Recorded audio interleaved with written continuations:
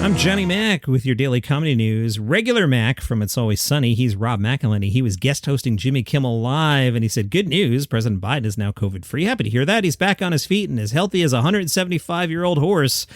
That was Biden's second bout with the virus. You know, these rebound COVID cases are quite rare. They say the odds of Joe Biden getting reinfected were almost as low as the odds that he gets re-elected. Madonna wants to host The Tonight Show.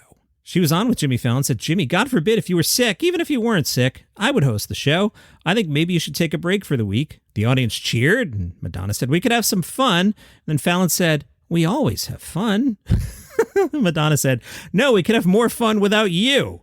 You're like the dad that we can't have fun with. Her idea of fun? Lots of dirty words, making her guests feel comfortable.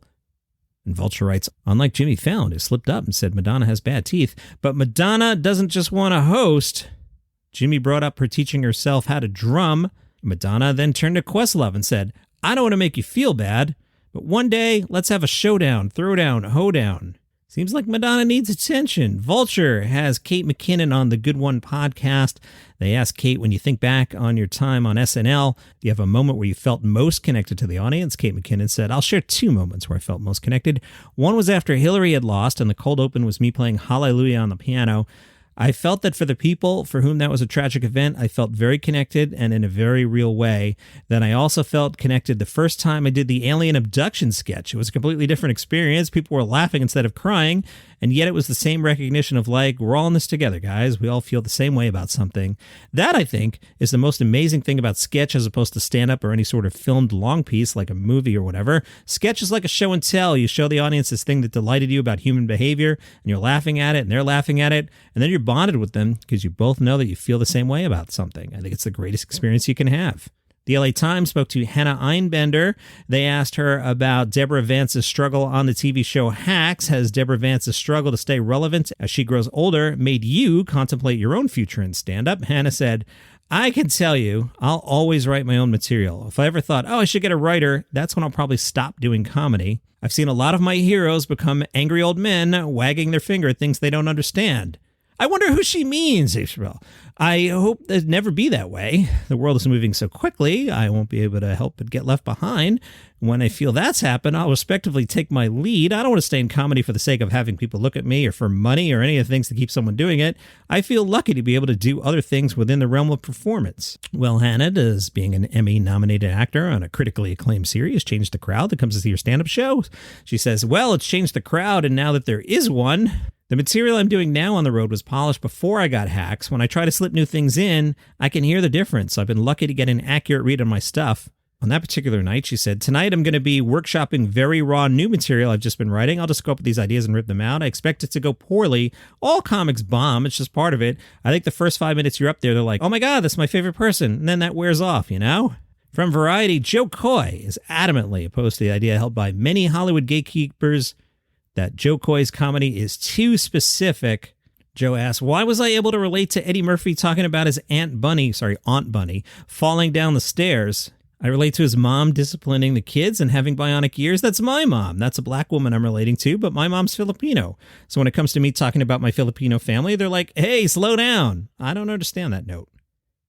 There's a reason I'm selling out 2 arenas in every market. I'm literally selling the same number of seats as the Golden State Warriors, if not more, because we added seats on the basketball floor. So to get 25 to 26,000 people, it's a very specific range there, Joe Coy. To get 25 to 26,000 people to come see you tell jokes during the playoffs, come on, man, it's not just Filipinos in there, it's everybody in there. Johnny Mac, you haven't mentioned Jimmy Carr in like 6 days. Is something wrong?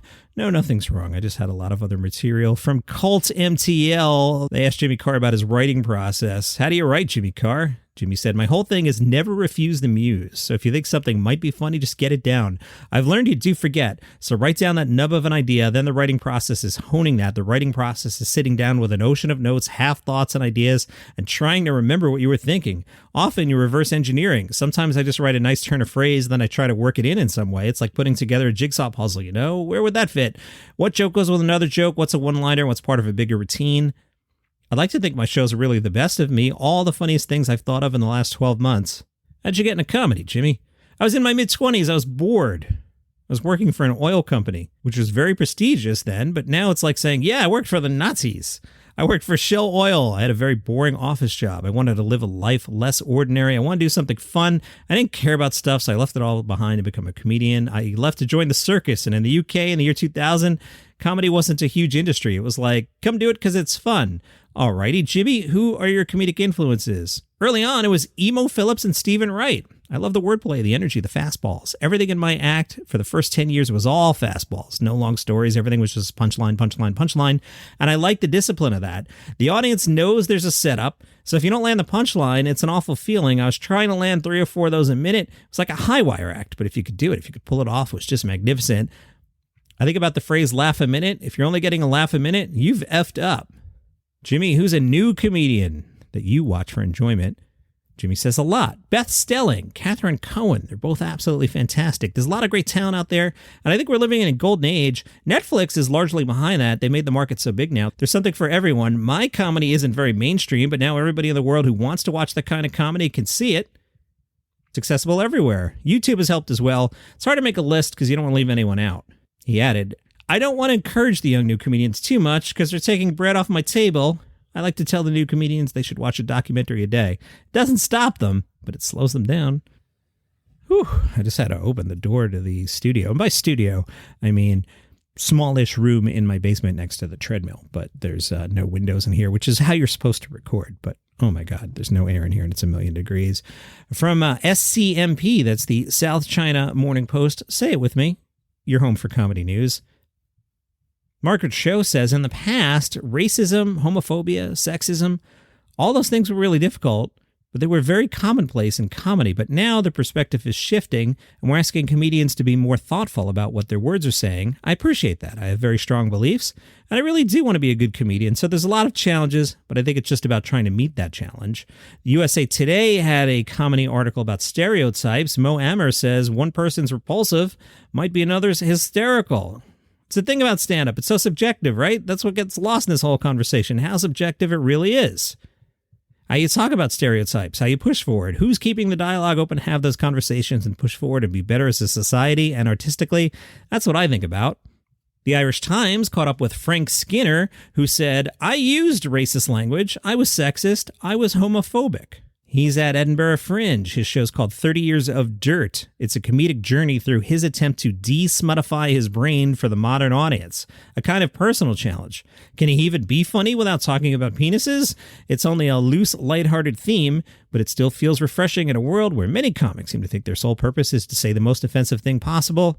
He recalls an early comedy show, maybe in the late 80s, where the host apologized to the crowd after Frank Skinner had performed some risque sexual material.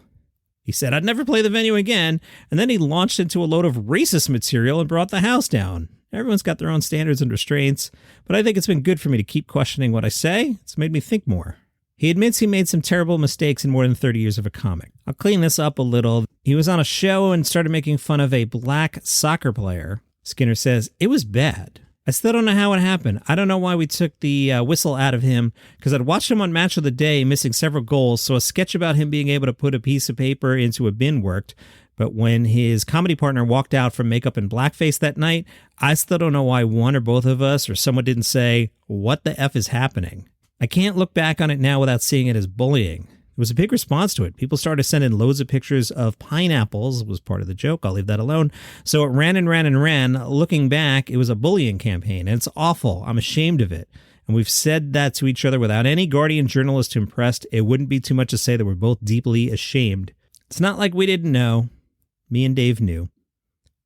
Tonight at the National Comedy Center, Carson Tonight, Johnny's Comedy and Variety Acts Live. This is an on-stage comedy and variety tribute to Johnny Carson's Tonight Show. It also marks the official opening of the National Comedy Center's new multi-screen exhibit, Johnny Carson, The Immersive Experience, celebrating Johnny's career and legacy. A roster of talented artists and personalities from Carson's 30-year late-night run reconnect in Jamestown tonight, hosted by Seinfeld writer Pat Hazel, who conceived the idea and performed on The Tonight Show in '89. The show will feature master magician Lance Burton, comedian Kathy Ladman, ventriloquist Jay Johnson, wildlife expert Joan Embry. Wow, how old is Joan Embry now? Google machine. Born June 1st, 1949. Joan Embry, still a young 73. I would have guessed older, apparently, or I wouldn't have gone into that sidebar. Right? Right. There's also jugglers. Jeff Sotzing, is Johnny Carson's nephew and the keeper of the legacy. I have done business with Jeff, good guy, and he is indeed truly all about just keeping Johnny's name out there. Satsing said, throughout Johnny's 30 years at The Tonight Show, he loved to showcase exceptional talent from stand-up comedy to magic to variety of all kinds.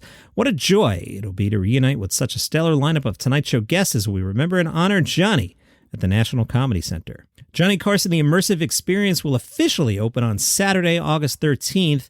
It will include 30 digital projection screens that surround the audience, as well as newly enhanced holographic technology. Video presentations will feature interviews with Steve Martin, Martin Short, Bette Midler, Jay Leno, Mel Brooks, Billy Crystal, Byron Allen, George Lopez, Carol Leifert, George Wallace, Paula Poundstone, Conan, Sebastian Maniscalco, and more. Sebastian Maniscalco and Johnny Carson? Was Sebastian on? No, there's no way. Johnny retired in what, 92?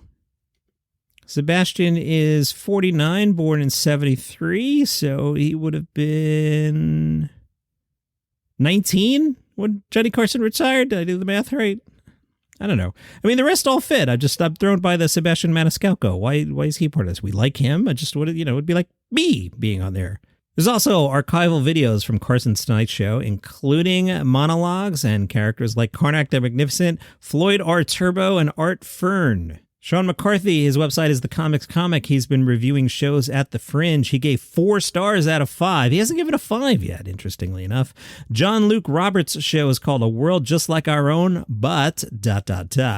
Good opener here. You'll likely never see a comedian take to the stage quite like John Luke Roberts does in his 2022 Fringe show. Roberts taps into our culturally obsessive trend towards multiverses. A washing machine on stage functions magically as a portal to these other worlds, complete with a corded phone that connects the comedian to all of the other John Luke Roberts who ring him up throughout the hour. Sounds like a good time. John Luke Roberts, A World Just Like Our Own, but is at Monkey Barrel 4 through August 28th. And that's your comedy news for today. Normal episode tomorrow. Follow the show for free on Apple Podcasts, Spotify, wherever you get your shows. See you here